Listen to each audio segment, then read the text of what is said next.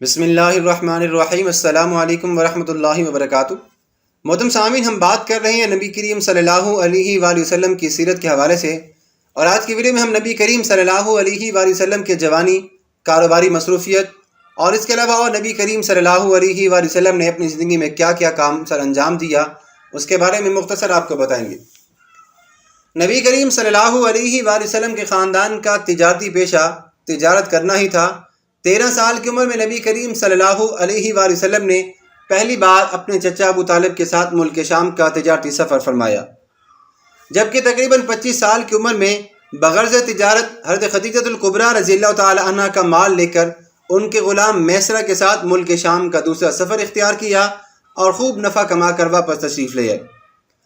حضور نبی کریم صلی اللہ علیہ وآلہ وسلم کے بچپن کا زمانہ ختم ہوا اور جوانی کا زمانہ آیا،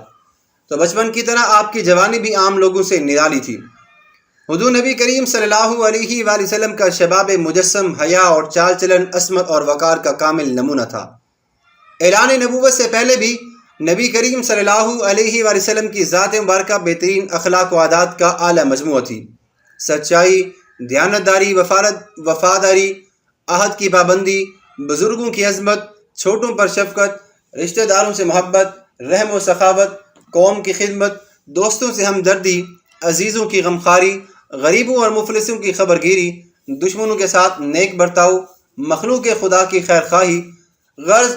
تمام نیک خصلتوں اور اچھی اچھی باتوں میں نبی کریم صلی اللہ علیہ وآلہ وسلم اتنی بلند منزل پر پہنچے ہوئے تھے کہ دنیا کے بڑے سے بڑے انسانوں کے لیے وہاں تک رسائی ممکن ہی نہیں۔ کم بولنا، فضول باتوں سے بچنا، خندہ پیشانی اور خوش روئی کے ساتھ دوستوں اور دشمنوں سے ملنا،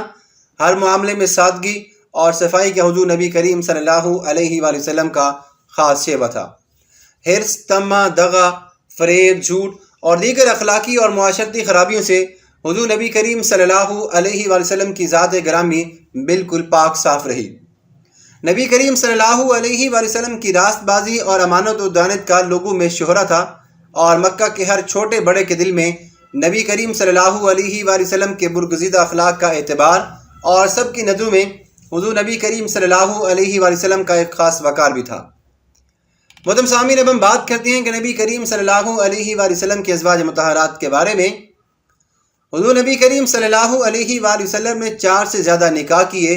اور یہ حضور نبی کریم صلی اللہ علیہ وآلہ وسلم کی ہی خصوصیت ہے۔ کسی امتی کے لیے ایک ہی وقت میں 4 سے زیادہ عورتوں سے نکاح بالکل بھی جائز اور حلال نہیں ہے۔ پہلا نکاح آپ کا 25 سال کی عمر میں حضرت خدیجہ الکبریٰ رضی اللہ تعالی عنہ سے ہوا، اور جب تک وہ حیات رہیں آپ نے دوسرا نکاح نہیں کیا۔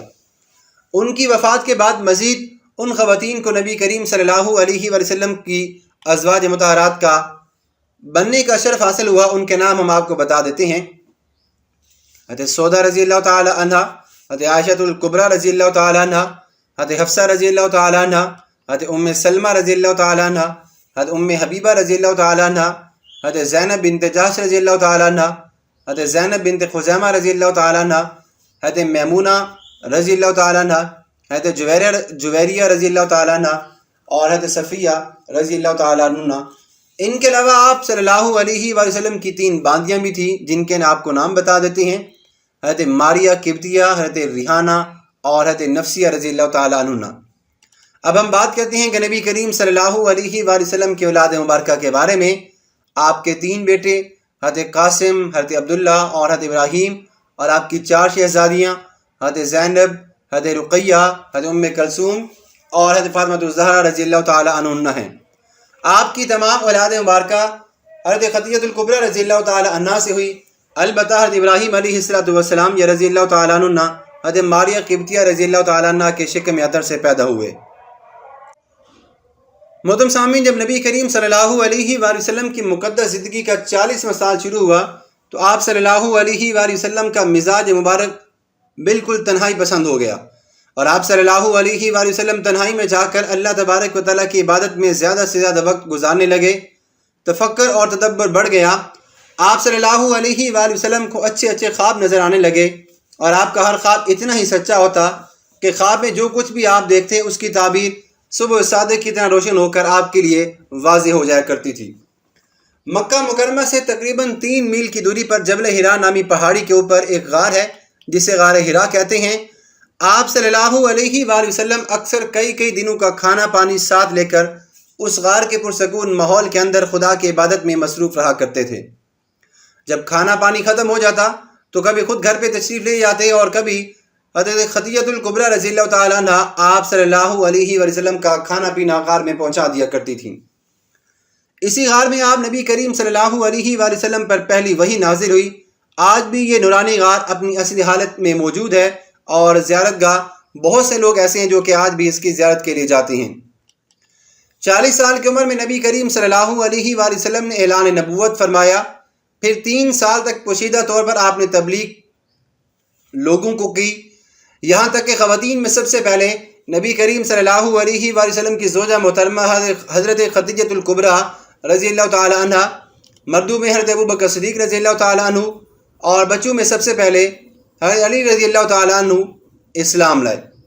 پھر عثمان غنی، حضرت زبیر بن عوام، حضرت عبد الرحمن بن عوف، حضرت سعد بن ابی وقاص، حضرت طلحہ بن عبید اللہ رضی اللہ تعالی عنہم میں بھی دامن اسلام میں آ گئے۔ محترم سامعین، 3 سال کے بعد نبی کریم صلی اللہ علیہ وآلہ وسلم نے اللہ تبارک و تعالیٰ کے حکم سے اپنے قبیلے والوں کو جمع کر کے دعوت اسلام دی اور عذاب الہی سے ڈرایا، لیکن انہوں نے دعوت قبول کرنے سے صاف انکار کر دیا اور ناراض ہو کر نہ صرف چلے گئے بلکہ آپ کے خلاف اول فول بکنے لگے۔ اعلان نبوت کے 4تھے سال نبی کریم صلی اللہ علیہ وآلہ وسلم کو اللہ تبارک و تعالیٰ کی طرف سے حکم ملا کہ آپ اعلانیہ طور پر دین اسلام کی تبلیغ اور شرک و بت پرستی کی کھلم کھلا برائی بیان فرمانے لگے، جس کی وجہ سے کفار آپ کی مخالفت پر کمر بستہ ہو گئے۔ یہ لوگ خاندان بنو ہاشم کے انتقام اور لڑائی بھڑک کے اٹھنے کے خوف سے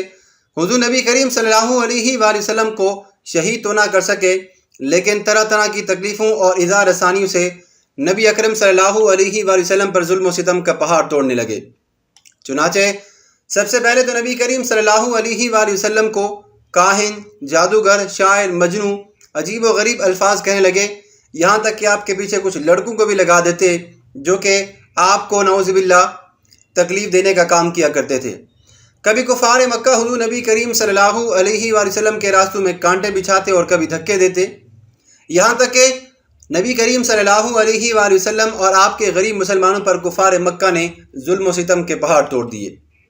محترم سامعین، اس کے بعد ہجرت حبشہ ہوئی، وہ ہم آپ کو اگلی ویڈیو میں بتائیں گے۔ امید کرتے ہیں کہ آپ کو آج کی ہماری نبی کریم صلی اللہ علیہ وآلہ وسلم کی سیرت مبارکہ کی ویڈیو ضرور پسند آئے گی، اور اسی طرح کی مزید ویڈیو دیکھنے کے لیے، نبی کریم صلی اللہ علیہ وآلہ وسلم کے بارے میں مکمل تفصیل سے جاننے کے لیے ہمارے چینل کو ضرور سبسکرائب کیجیے گا۔